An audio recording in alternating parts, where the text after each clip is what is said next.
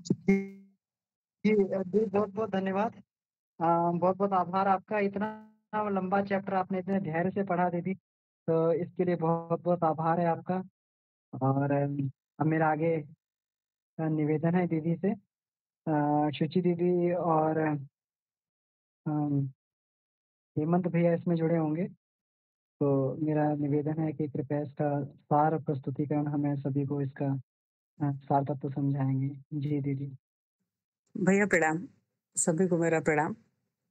अ, जी, परम प्रणाम। पूज्य गुरुदेव, परम वंदनीय माता जी और सभी ऋषि सत्ताओं को प्रणाम करते हुए मैं अपनी बात शुरू करती हूँ। ये विषय जो है ये थोड़ा-सा मेरा ऐसा पर्सनली है कि बड़ा अनुभूति करने वाला विषय है। लेकिन मैं कोशिश करूँगी कि बोल पाऊँ और जहाँ पे भैया लगेगा कि नहीं है, तो सही जा रहा है तो आप वहाँ पे फिर आगे ले लीजिएगा जो है। एक्चुअली जो इसका विषय शुरुआत में टॉपिक दिया गया अपना कि चेतना का हाथी और भौतिकता की सुतली। तो सेम यही फील होता है कि सब कुछ जो आज के परिप्रेक्ष्य में देखा जाए तो हम लोग सब कुछ विज्ञान, मशीन, टेक्नोलॉजी के बेसिस पे सब कुछ प्रमाणित करने की कोशिश कर रहे हैं। लेकिन जब कभी-कभी ऐसे सोचती हूँ, पढ़ती हूँ, देखती हूँ तो ये लगता है कि कितने भी लोग हैं, कितना भी विज्ञान से प्रमाणित कर दे रहे हैं, लेकिन इस चेतना शक्ति को कोई इसमें नहीं बता पा रहा है ये इसको परमाणु, अणु और इलेक्ट्रॉन, प्रोटॉन, न्यूट्रॉन के बेसिस पे ये सही उसकी व्याख्या नहीं कर पा रहे हैं। सबने यहाँ पे आके छोड़ दिया कि जो परब्रह्म है वो ऊर्जा के रूप में है, जो चेतना का प्रवाह है वो ऊर्जा के रूप में है और कहीं पे किसी भी उसकी व्याख्या नहीं हुई। अभी गुरुदेव का एक वाङ्मय सावित्री कुंडलिनी तंत्र पढ़ रही हूँ। तो उसमें यही है कि सूर्य की साथी किरणों की व्याख्या हुई, सारा ये किया गया, लेकिन अभी उस लेवल पे कहीं पे भी किसी भी विज्ञान के या उसमें साहित्य में मैं नहीं पहुँच पाई किसी भी संत उसमें कि जिन्होंने परब्रह्म जो चेतना शक्ति गुरुदेव ने लिखा है उसको कहीं डिस्क्राइब किया हो कि ये है, इससे चेतना बनी हुई है। बस एक चेतना शक्ति है और वही सब जगह काम कर रही है। और भौतिकता का अगर इतना ही हम जैसे चरवाक मुनि और इन्होंने कहा अगर इतना ही प्रमाणित कर पाते तो आज की डेट में रोबोट और एआई का जो ये हुआ इनमें संवेदना नहीं भर पा रहे। अगर शायद हम इतने पावरफुल होते, हमारा भौतिक विज्ञान इतनी उन्नति कर लेता तो एक जगह जाकर के जो है इसमें शायद हम भाव को और संवेदना को भर देते और वैसे ही का वैसा इंसान तैयार कर देते। यही हमारे उसमें आकर के यहीं पे विज्ञान की एक लिमिट हो जाती है और कई बार तो ऐसा लगता है कि अध्यात्म पथ पे भी चलते हुए मुझे ऐसा लगता है कि जो भी साधनाएं हम कर रहे हैं या जो तप कर रहे हैं ये एक स्तर तक कभी कभी कि लगता है 70-80% तक हमारा काम रहता है। फिर वो जो परम ब्रह्म है जो चेतना का ये है वो वहां से अपने आप हमारे सारे गांठों को खोलते हुए अपने पास अपने में मिला लेता है। जो हमारा भौतिक दिखने वाला शरीर है उनकी व्याख्या पंचतत्वों से जितने ने भी जैसे भगवान राम, भगवान कृष्ण जिनको भी हमने महापुरुषों को माना है, सब इसी तरीके से हमारे जैसे ही बने कि पंचतत्व में का ही ये हुआ क्योंकि उसको हम लोग पकड़ पाते हैं कि ये चीज़ मिला तो इंसान बना, पेड़ बना, इवन जो भी बना। मैं पढ़ रही थी इनका विज्ञान के बड़े प्रसिद्ध वैज्ञानिक हैं जेसी बोस। जेसी बोस का मुझे बड़ा आश्चर्यजनक लगा कि उन्होंने लिखा था कि मैं भौतिक विज्ञान से कब जीव विज्ञान पे आ गया मुझे पता भी नहीं चला। और उनका बस यही था चेतना को ही ढूंढते हुए कि जो भौतिक विज्ञान इतना ये है तो ढूंढते ढूंढते वो चेतना पे आ गया। उनका जो प्रयोग था कि उन्होंने कलकत्ता में उनका बहुत बड़ा प्रयोगशाला है, उसमें उन्होंने प्रयोग करके दिखाया कि चेतना किस में किस स्तर की है। और ये जो हमारा विषय है ये भी बड़े उसमें है कि हर आदमी किसी को सब कुछ भौतिकता ही दिख रही कि यही शरीर इसी को चमका ले, इसी को ये कर ले। किसी को इस शरीर से लगता है कि हाँ स्वस्थ होना चाहिए, काम भर का खाना चाहिए, तेन तकतेन भुंजिताम वाला अपना सूत्र लेकर के चलते जा रहा है। उसमें उन्होंने यही बताया कि इवन फंगी को उन्होंने काट के पूरे स्क्रीन पे दिखाया था कि फंगी के ऊपर उन्होंने क्लोरोफॉर्म का स्प्रे किया तो फंगी एकदम ऐसे शांत हो गई। उसके बाद फिर दूसरा कुछ स्प्रे किया जिससे उसमें जान आए, फिर से वापस से उसमें लहर आना शुरू हो गई कि उसमें उसकी जो चेतना थी वापस लौट आई। फिर एक किसी शार्प उससे उसको कट कर दिया, जब कट किया तो उसमें से कुछ निकला, कुछ निक बिल्कुल कट के अलग हो गई और थोड़ी देर में निस्तेज हो गई। तो जो ये हमारा तेज है, जो हमारे शरीर को चला रहा है, वो वही हमारे चेतना का एक ये है कि परब्रह्म का एक अंश है जो कि हमको खींच के लेकर के चल रहा है। उसको प्राण तत्व भी शायद इसी को हम कहते हैं जो है, कि प्राण तत्व है जब तक हमारा सारा शरीर का संचालन कर रहा है जो है। और इसको बहुत वैज्ञानिक उसमें जो है अब हेमंत जी बताएँगे। मेरी समझ मेरी बात यहीं पे पूरी हो गई। एक बार ये समझाएँगे। सभी को प्रणाम। मेरे ख्याल से सुचि जी ने काफ़ी अच्छे से समझाया। मेरी जो समझ है, जैसे मैं टेक्नोलॉजी में काम करता हूँ और एआई और इसमें काफ़ी एडवांसमेंट हो रहे हैं। पहले कहा जाता था कि एआई से क्रिएटिव काम नहीं किए जा सकते, लेकिन आज की डेट में क्रिएटिव काम भी हो रहे हैं, म्यूज़िक क्रिएट करना और काफ़ी कुछ हो रहा है। और आने वाले समय में ये भी कहा जा रहा है कि मशीन और ह्यूमन में शायद बहुत ज़्यादा डिफरेंस ना रह जाए। लेकिन जो मेरी समझ है कि अ, जो भी मशीन है, हमने अभी तक जितना भी साइंस में देखा है, साइंस ने चीज़ों को समझा है कि क्या कैसे सृष्टि चल रही है और उसके बेसिस पे फिर से क्रिएट करने की कोशिश की है। ये नया क्यों हो रहा है, स्टार्ट कहाँ से स्टार्ट हुआ, उस पे कोई काम नहीं हुआ है। और अगर हम एआई की बात करें तो उसमें भी जो रोबोट्स हैं, जैसे आज की डेट में साउंड सेंसर, हीट सेंसर, तरह-तरह के सेंसर बन गए हैं जो फिजिकल चीज़ों को महसूस करते हैं। और अगर आप देखें तो कई मूवीज़ में भी बनी है जिसमें रोबोट्स में इमोशंस का की भी परिकल्पना की गई है कि उसमें इमोशंस भी होंगे। बट मुझे जो लगता है कि वो चेतना जो है इन सब के से ऊपर के स्तर पे काम करती है। कई बार आप देखिए कि बिना बोले भी टेलीपैथी के बेसिस पे मैसेज पहुंचाए जाते थे। पुराने समय में भी ये देखा गया है। तो उस तरह की चीजें, जो चेतना है, वो जो भी रोबोट या मशीन काम करेंगे वो इंद्रिय जो हमारी इंद्रिय है, टच है या स्मेल है, उससे कंट्रोल होंगे। अगर उनको इनपुट मिलेगा कि अच्छा कुछ स्मेल या वाइब्रेशन आया तो उसके बेसिस पे वो काम कर सकते हैं। लेकिन शायद चेतना से कहीं ऊपर के स्तर पे काम करती है। तो मेरी समझ ये है। और गुरुदेव ने जैसा लिखा है कि अगर हम सारा चीज भौतिक मानेंगे तो शायद पूर्व जन्म और उस पे अपना जो हमारे संस्कार हैं, कर्म है पूर्व जन्म के, उस पे भी नहीं हम मानेंगे और फिर पूरा हम भौतिक उस पे ही और एक ही जन्म में सिर्फ हम छोटे छोटे प्लेजर है उसके लिए ही काम करेंगे, न कि अपनी आत्म चेतना को बढ़ाने के लिए। या कोई फिर अच्छा बुरा उस तरह का नहीं होगा। जो अच्छा लगेगा वो तुरंत कर लिया, अच्छा खाने को लग रहा है खा लिया तुरंत, क्योंकि वो आपको इमीडिएट वो देगा। और चेतना जो है वो एक जन्म का नहीं, मुझे लगता है कई जन्मों का रहता है। तो और जो शायद मशीन नहीं कर पाएगी, मेरी ये है। तो अमन भैया, ये मेरा मुद्दा। जी, जी। बहुत बढ़िया भाई साहब। आपने शुचि दीदी ने बहुत ही कम शब्दों में और इसके जो इसका मुख्य इसका जो विषय है, उसको बिल्कुल स्पर्श किया है। आपने सही कहा कि अगर हम लोग भौतिक पक्ष को ही ले लें, तो बहुत सारी चीज़ों की फिर कोई आवश्यकता नहीं रह जाएगी। जैसे जिसको हम नीति मान के चलते हैं, जिसको कर्म मान के चलते हैं, संस्कार मान के चलते हैं। जिसको हम प्रारब्ध मान के चलते हैं और जिस पाप और पुण्य के कर्म फल के सिद्धांत को मान के चलते हैं, वो सब नहीं रह जाएगा। वो तो फिर बस ये है कि जैसे चार्वाक का दर्शन इसमें लिखा गया है कि यावत् जीवं सुखं जीवं तृणं कृत्वा घृतं पिबेत् भस्मीभूतस्य देहस्य पुनरागमनं कुतः। कि जब ये देह भस्मीभूत ही है और जब देह ही सब कुछ है, तो इसमें ये कहा गया है कि काया पंच तत्वों के सम्मिलन से बनी है। ये सम्मिलन ही आत्मा है। तो जब इसमें ये मान लिया गया और विज्ञान भी कुछ-कुछ यही कह रहा है। वो कहीं आत्मा को मानता नहीं है। वो जो भी कह रहा है कि शरीर के आधार पर ही है। आज हम लोग देखें तो जो अपने आप को तथाकथित एडवांस सोच की बात जो लोग कहते हैं कि हमारी सोच बड़ी एडवांस है, वो कहते हैं सब जगह साइंस है। मतलब जहाँ उन्हें कुछ समझ में नहीं आता कह देते हैं यहाँ पे साइंस है। जहाँ पर भी कोई ऐसी चीज़ दिखाई देती है जिसका करंट इसमें करंट फिज़िकल टर्मिनोलॉजी में जिसकी ये व्याख्या नहीं हो सकती, कह देते हैं ये तो सब साइंस है। तो बस इतना कह के छूट जाते हैं। तो आज का जो है मनुष्य लेकिन ये और बिल्कुल इसी तरीके से ये कहा गया है कि 5 तत्वों के सम्मिलन से सब कुछ बना हुआ है। ये सब कुछ जो भी है नेचर कर रही है।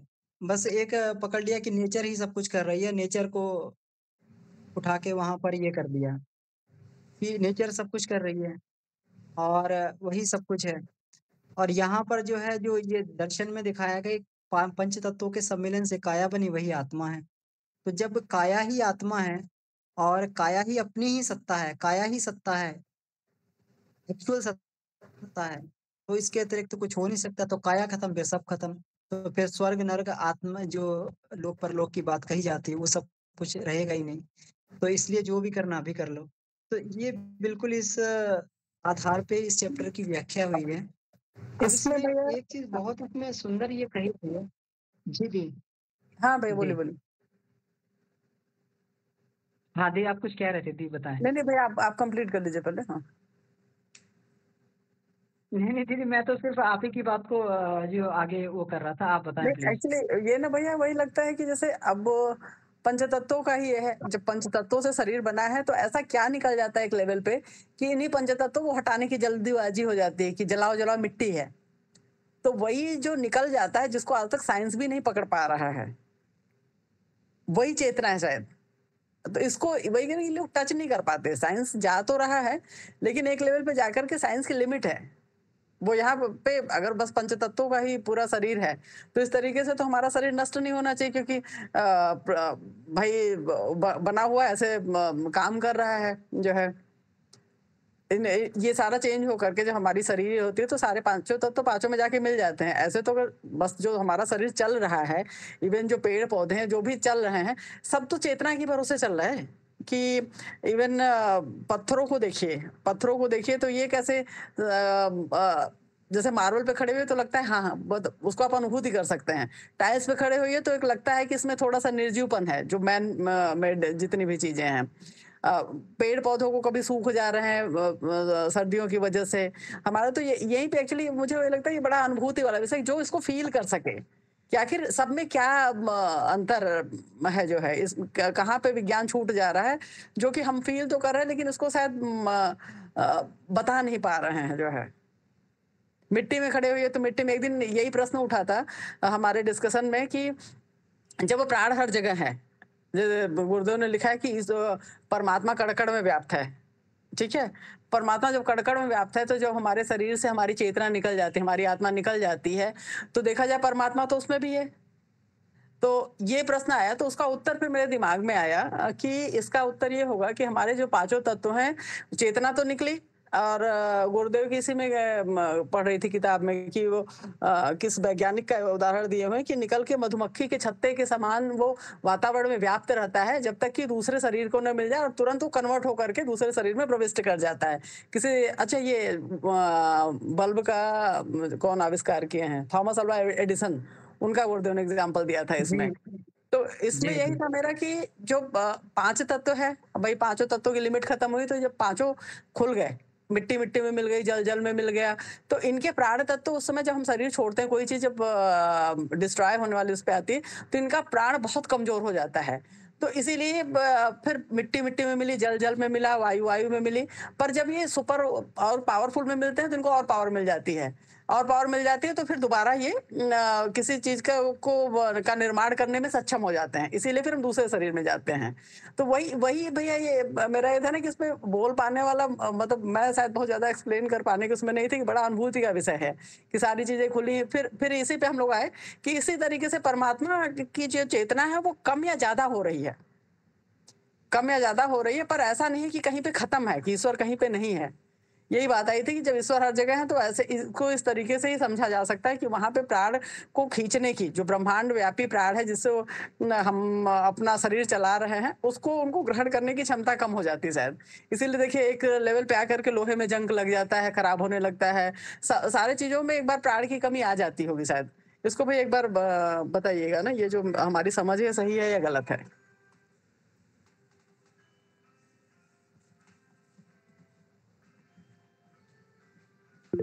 जी, दीदी इसमें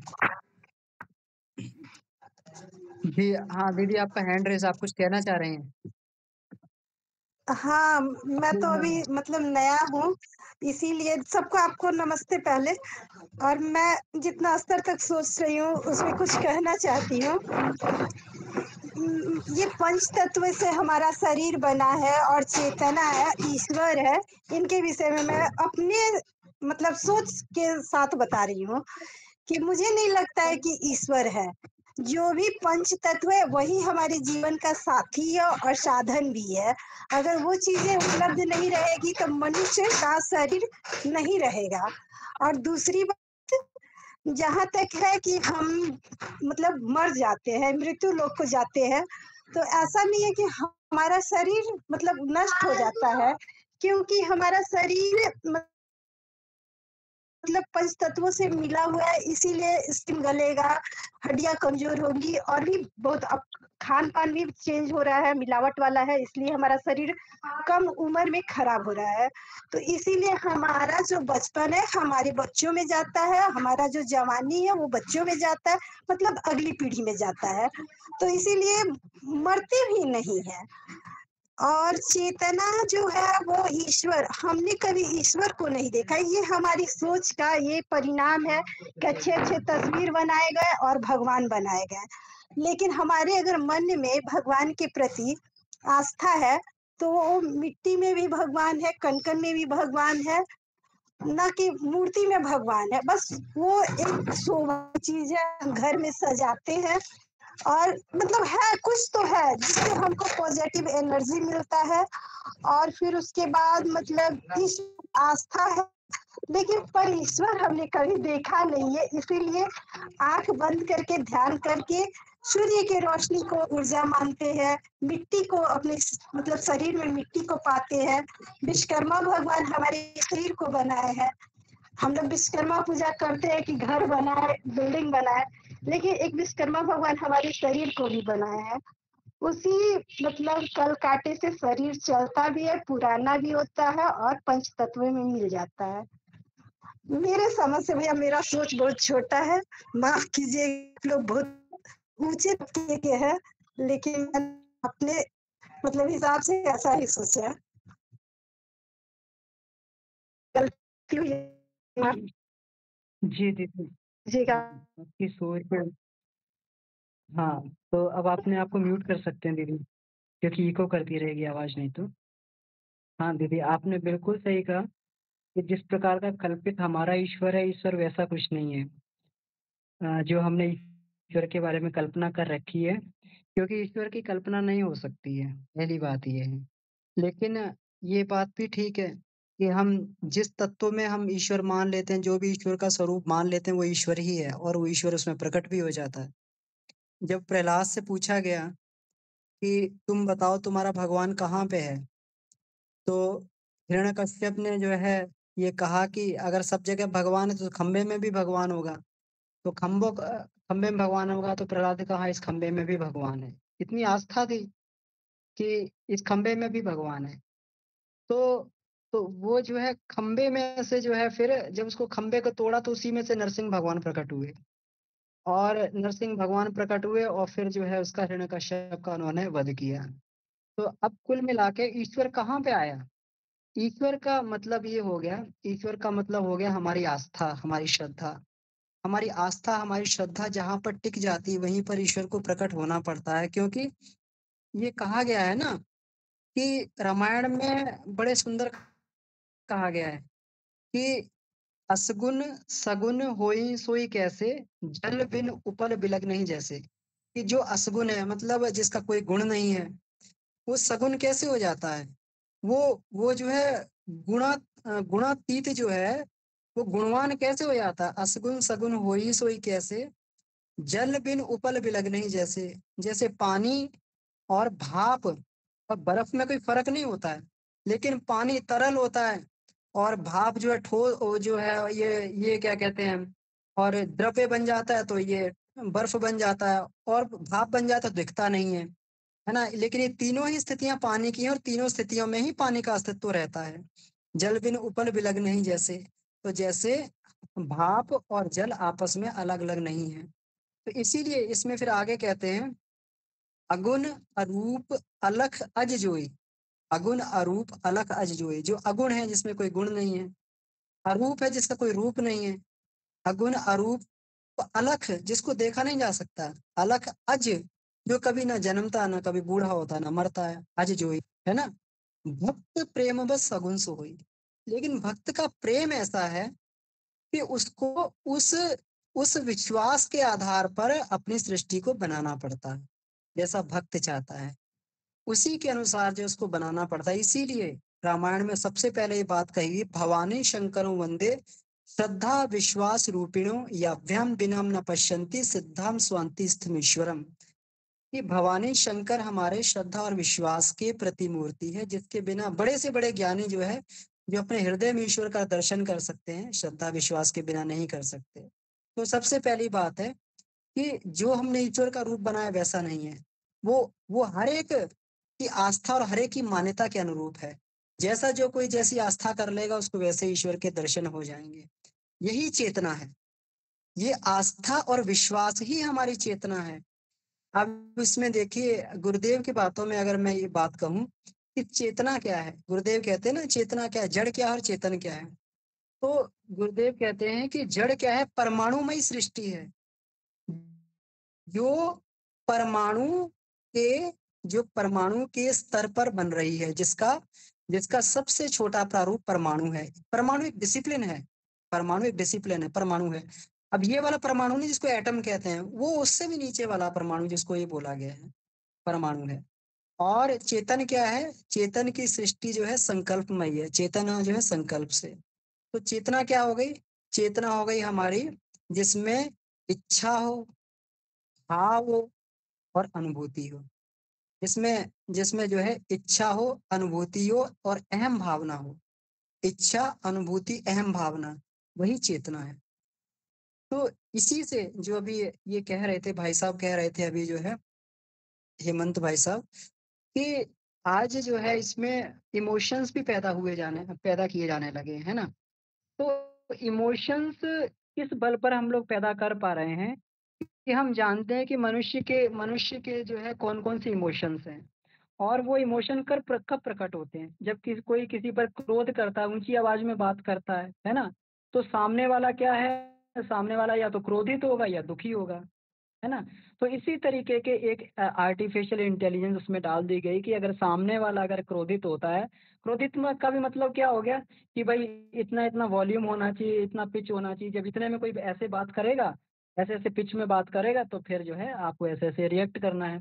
तो ये जो है भाव भी प्रविष्ट करने का इसमें ये किया जा रहा है, इमोशंस को डेवलप करने का प्रयास किया जा रहा है। लेकिन उसी बल पर जो मनुष्य के पास डेटा उसका है कि ये इमोशन किस-किस तरीके से प्रकट होते हैं। लेकिन कोई एक नया भाव उसमें प्रकट नहीं होता।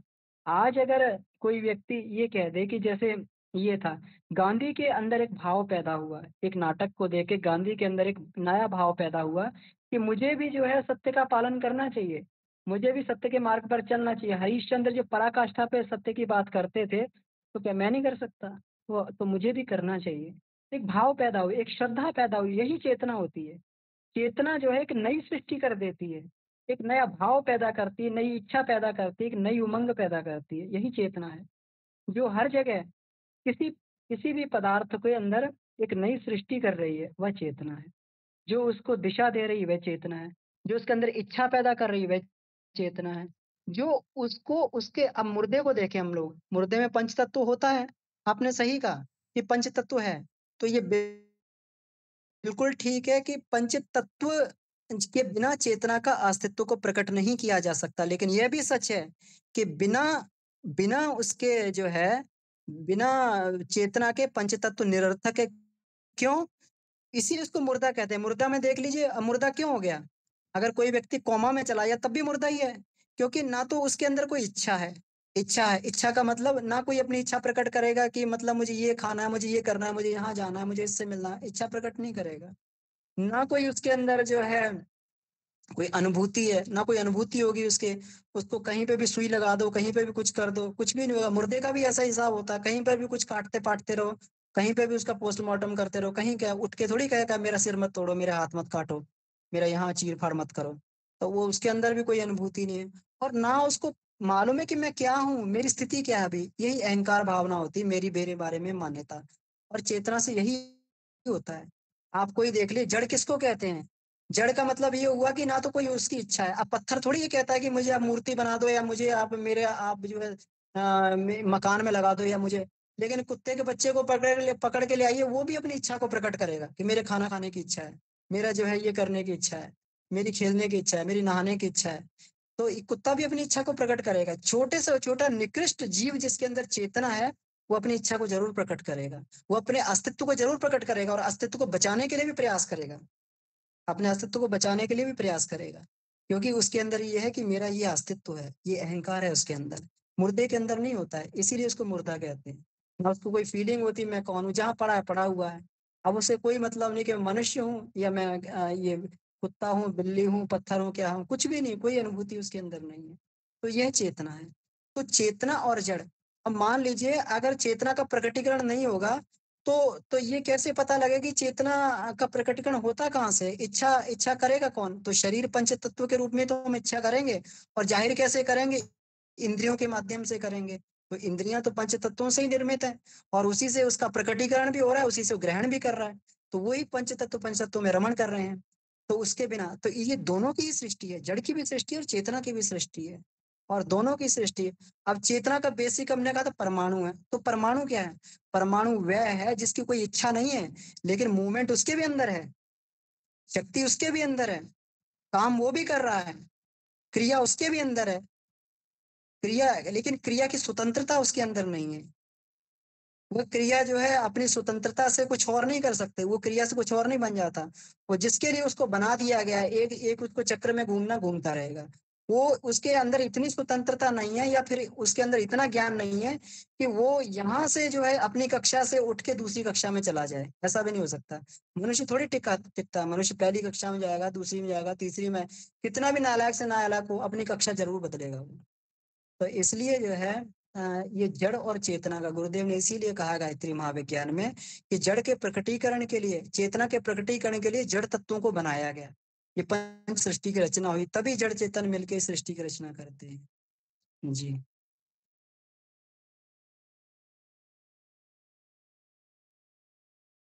तो मेरा निवेदन है और भी हम भाई बहन लोग इसमें अपनी बात को रखेंगे। जी अमन भैया प्रणाम। भाई साहब प्रणाम। मैं जरा सा ये चीज़ समझना चाह रहा था कि ये जो अपना पंचभौतिक शरीर है, इसकी जो चेतना है और जब इसकी मृत्यु होती है, तो क्या वो प्रक्रिया है? क्या कुछ घटता है और क्या बदल जाता है? फिर आत्मा मतलब सुना तो बहुत कुछ है, बहुत अलग-अलग इसमें।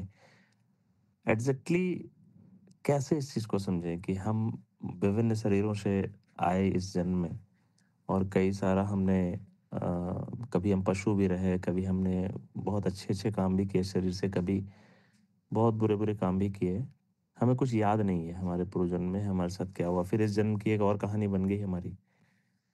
और फिर ये सब चेतना में जैसे बाबूजी भी कभी-कभी बताते हैं कि ये सब कुछ संचित रहता है और उसी से हमारे जो संस्कार है वर्तमान वो परिलक्षित हो रहे होते हैं। बट जो ये पूरे जन्म में हमने जो इकट्ठा किया, फिर वो नेक्स्ट शरीर में जाने के बाद उसका क्या हो रहा है या वो जो प्रक्रिया है जब ये शरीर छूट रहा होता है, तो चेतना के स्तर पे, आत्मा के स्तर पे क्या कुछ घटना घट रही होती है भैया?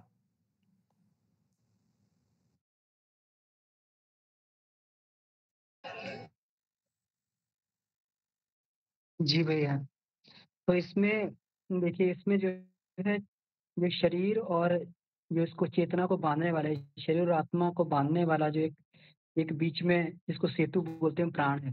प्राण तत्व है, इसको अर्ध चैतन्य बोलते हैं। तो उस समय क्या घटना घट रही होती है, तो ये तो वही व्यक्ति बता सकता है जिसने मृत्यु को साक्षात देखा हो। जैसे बाबूजी बताते हैं कि जैसे ये एक एक परिवर्तन है एक्चुअली, और इसको मैंने काफ़ी लोगों के मुख से खुद सुना है। मैंने अपने जो है एक बार मैंने सुना था, पत्नी भी बता रही थी कि एक बार ऐसी अवस्था आई कि किसी कारणवश वो जो ओटी में थी, ऑपरेशन थिएटर में, तो वहाँ पर देखा कि मतलब जैसे देखा कि वहाँ की सारी चीज़ें जो है वो धीरे-धीरे, धीरे-धीरे वो जो भी ऑपरेशन को इक्विपमेंट थे और वो सारी चीज़ वो धीरे-धीरे प्रकाश में बदलने लगी, सफ़ेद-सफ़ेद होने लगी। जो जिनका वो था सफ़ेद कपड़े थे और फिर वो जो है पूरा शरीर सफ़ेद बनने लगा। चारों तरफ सफ़ेद-सफ़ेद होने लगा, सब कुछ सफ़ेद पूरा का पूरा प्रकाश होने लगा, बिल्कुल एकदम चारों तरफ प्रकाश, है ना? फिर जो है ये प्रकाश है लेकिन एकदम जैसे कोई झटका लगा, एकदम झटका लगा और झटके से ऐसे लगा कि मतलब कोई अंदर खींच लाया हो फिर, ऐसे जो है इसको।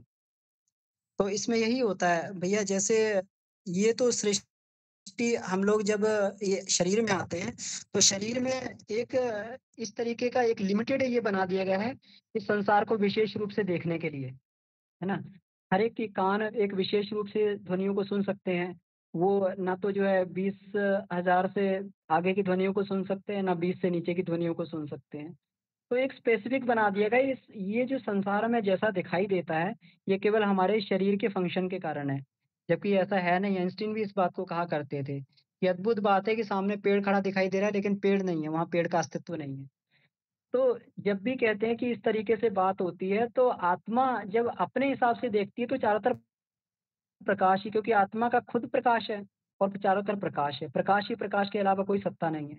बाबूजी भी इस बात को कहते हैं कि जब उनको लगा कि शरीर छूट रहा है, तो शरीर छूटते-छूटते चारों तरफ प्रकाश ही प्रकाश विलीन हो गया। बिल्कुल एकदम जिसको हिरण्यगर्भ कहा गया है।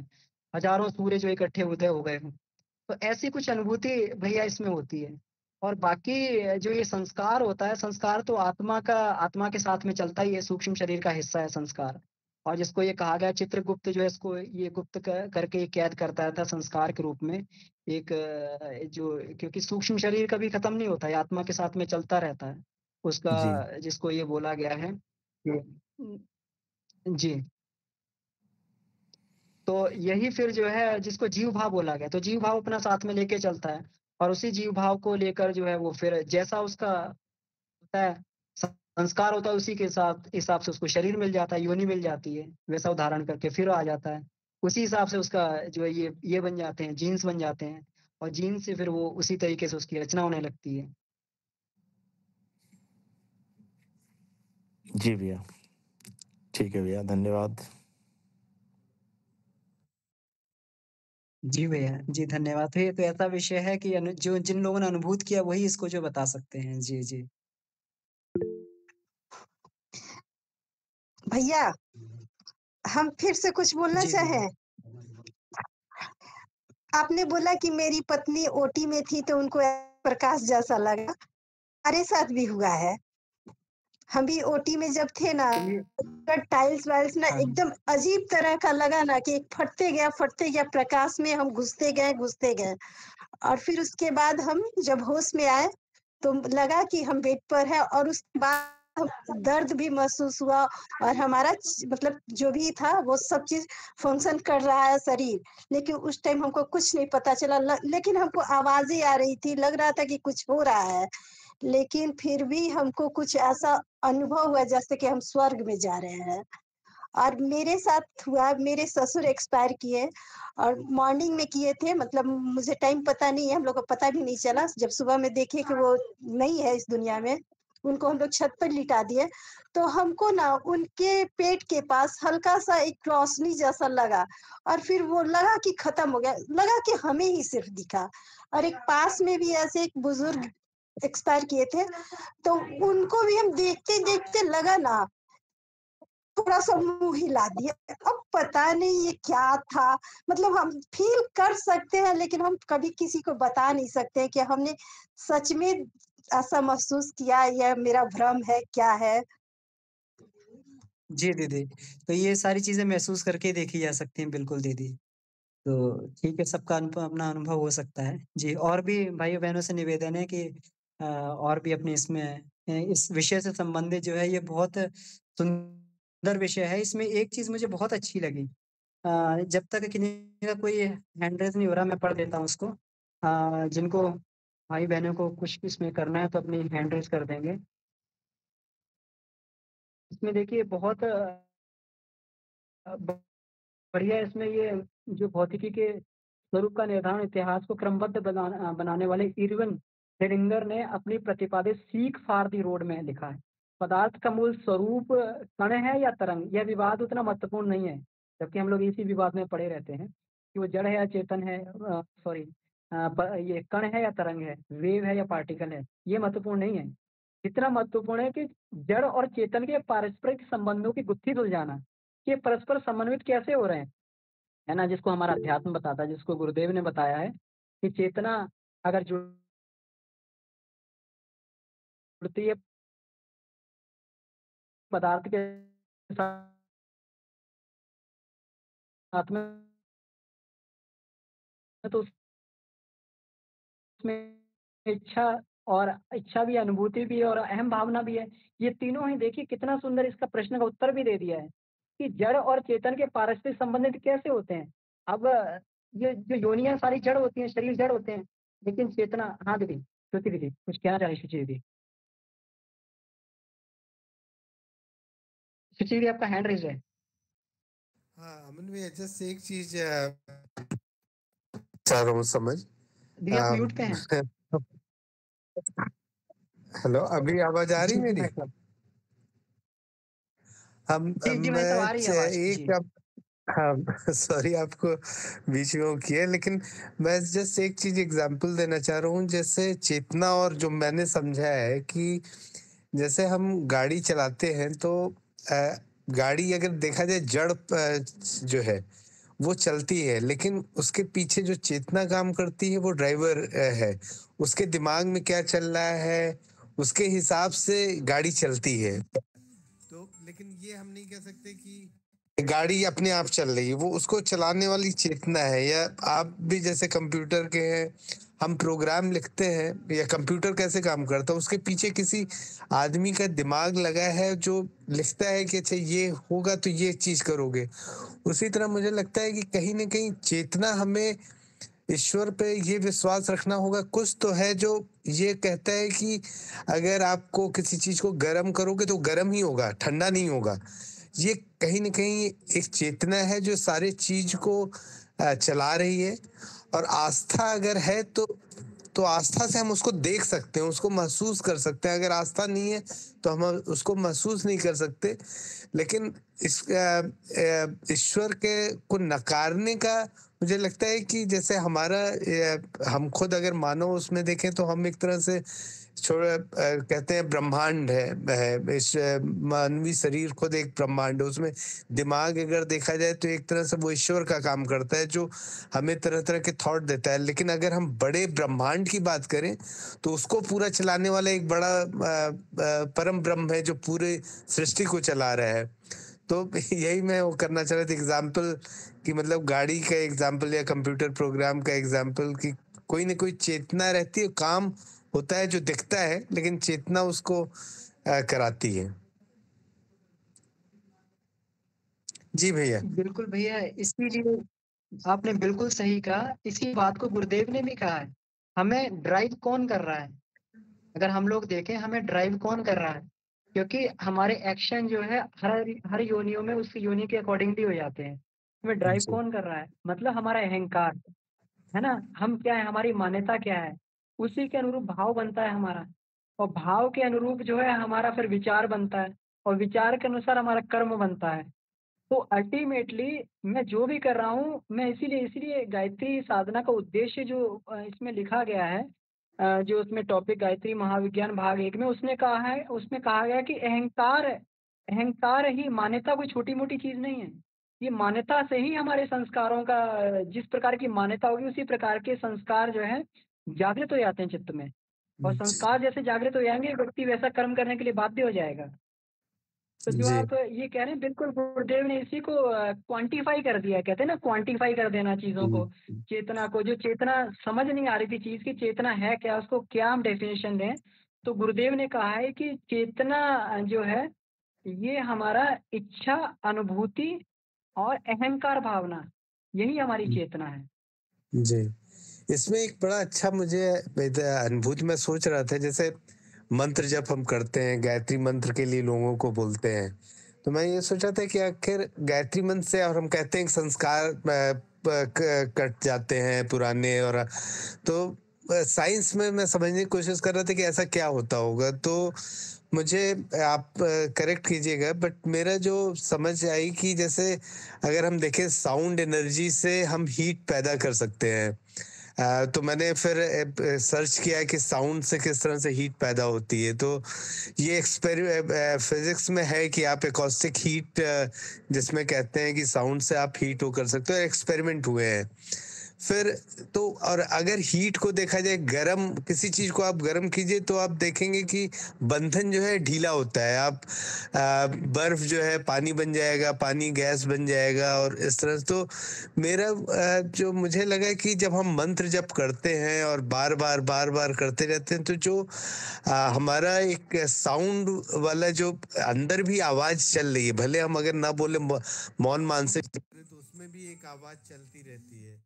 तो उसमें ये लगा कि अगर हम बार बार करते हैं तो कहीं ना कहीं एक अंदर अलग अलग जो चक्र हैं उस पे फ्रिक्शन होता है, जहाँ पे कुछ ताप और हीट वो होती है। और कहीं ने वो चीज़ क्या होता है कि जो आपके संस्कार संस्कार अगर देखा जाए, तो अगर हम फिजिकल फॉर्म में बात करें तो ये मेमोरी है, एक तरह से आपके दिमाग में मेमोरी है। और जितना आपके कर्म जितने स्ट्रांग हो गए, जितने आपका, जैसे आप किसी चीज के लिए बहुत ज्यादा चाह रहे हो, नहीं चाहते हो, तो इसका मतलब आपकी मेमोरी उतनी स्ट्रांग है। और जब जब आप मंत्र जब करते हो, तो उससे वो जो मेमोरी, अगर हम न्यूरॉन्स के लेवल पे, फिजिकल लेवल पे ले, तो फिजिकल में वो उनका जो मेमोरी है, आपस में जो जुड़ाव है, धीरे धीरे घटता जाता है। और एक स्थिति ऐसी आती है कि आप बार बार करने से तो इवन अच्छाई बुराई आप दोनों से परे हो जाते हो। इसीलिए राम ना किसी भी मंत्र का जप बार बार, जो पुराने समय में लोग कहते थे मंत्र जप कीजिए, राम नाम लीजिए, तो बार बार करने से मुझे लगता है कि एक स्थिति ऐसी आती है कि आप ध्यान की अवस्था, जिसमें आपको ना अच्छा लग रहा है ना बुरा लग रहा है, आपका जो मेमोरी थी वो एक तरह से न्यूट्रल हो जाती है। तो मेरा गायत्री साधना आपने बोला, तो मुझे लगा कि मतलब मेरी समझ ये इधर बीच बनी। तो मैंने कहा कि आपसे एक बार, मतलब मुझे ये लगता है कि ऐसा होता होगा। जी भाई साहब, बिल्कुल सही कहा आपने। और हर कोई जो अपने हिसाब से इसको डिराइव कर सकते हैं। आपने सही कहा कि इससे जो है अंदर वाइब्रेशन होता है। वाइब्रेशन तो होता ही है। गुरुदेव ने भी कहा है, सबसे अधिक कंपन जो गायत्री मंत्र के द्वारा पैदा होते हैं, और कंपनों से ऊर्जा भी होती है। तो गुरुदेव ने इसको, जैसे आपने बताया, इसी तरीके से गुरुदेव ने कहा कि जो हमारी 24 ग्लैंड्स हैं उन पर बम्बार्डमेंट होती है, उनमें कंपन पैदा होते हैं, उनमें से कुछ सिक्रेशंस होने लगते हैं। तो इसको हम लोग ये भी देख सकते हैं कि वो सीक्रेशंस भी हमें बाध्य करते हैं कुछ अच्छा करने के लिए, जिसको हम कहते हैं ना 24 शक्तियाँ, 24 ग्रंथियाँ हैं। उनकी हर एक की एक शक्ति है। तो वो जो है कुछ बाध्य करते हैं हमें करने के लिए। और ये भी बात ठीक है कि जो है बंधन ढीले होते हैं, हमारी मान्यताएं ढीली होती हैं। ये भी बात बिल्कुल सही है, और इसमें लिखा भी है कि हमारा अहंकार बदलता है। तो और जो आपने अच्छा कहा है कि अच्छाई बुराई से हम ऊपर उठ जाते हैं, ये भी सही है। इसमें भी ये कहा है कि लास्ट स्टेज इसकी क्या होती है, तो ऋतंभरा तत्व प्रज्ञा बोला गया है कि प्रज्ञा बुद्धि जो है वो जो है अच्छाई और बुराई का भेद हमें सिखाती है। लेकिन समाधि अवस्था में जाके ऋतंभरा बुद्धि भी प्रज्ञा बुद्धि ऋतंभरा बन जाती है। मतलब सत्य का अन्वेषण करने वाली बुद्धि जो केवल सत्य को देखती है, एब्सोल्यूट ट्रुथ। और जहाँ पे एब्सोल्यूट ट्रूथ है, वहाँ ना कुछ सही है ना कुछ गलत है, क्योंकि ईश्वर द्वारा जो भी बनाया गया, वो सृष्टि में ना कुछ सही है ना कुछ गलत है, वो एब्सोल्यूट है, बिल्कुल एकदम, वो पूर्ण है। तो जहाँ जो पूर्ण होता है वहाँ पे ना कुछ गलत होता है ना कोई सही होता है। हर एक का अपना अपना एक मतलब होता है। तो ये भी बात बिल्कुल ठीक है। तरीका है कि हम कैसे समझ सकते हैं, तो ये भी जो है हमें ये मानना चाहिए कि ईश्वर मान लें चाहे हमारी चेतना मान लें, उसी के द्वारा कोई ना कोई गाइडेंस मिलता है। जी भैया।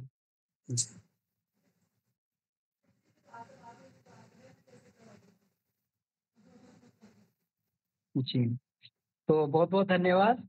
समय हो गया है और ये चर्चा बहुत बढ़िया है। चैप्टर थोड़ा लंबा था, हमें लगता है इसको 2 भागों में इसको पाठ करना चाहिए था, लेकिन कोई बात नहीं। तो इसमें जो है अ, हम इसको फिर हम लोग जो है कभी इसको चर्चा में ले लेंगे। और कुल मिला के आप लोगों ने तो इसमें लगभग रख दिया है इसको पूरा का पूरा चैप्टर को। तो इसके लिए बहुत-बहुत आभार शुचि दीदी, हेमंत पांडे भैया, आप दोनों ऋषि दंपति को बहुत-बहुत आभार आज के सार प्रस्तुतिकरण के लिए और इसके लिए। और इसी के साथ जो है हम लोग क्योंकि विषय तो बहुत बढ़िया है और इस पे खूब चर्चा अभी भी हो सकती है, लेकिन समय की बाध्यता है। तो इसी के साथ हम इसको जो है कक्षा वहीं समाप्त कर सकते हैं। अगर किन्हीं कोई फर्दर अगर प्रश्न ना हो, कोई बात ना हो तो, क्योंकि समय भी काफ़ी हो गया है। जी।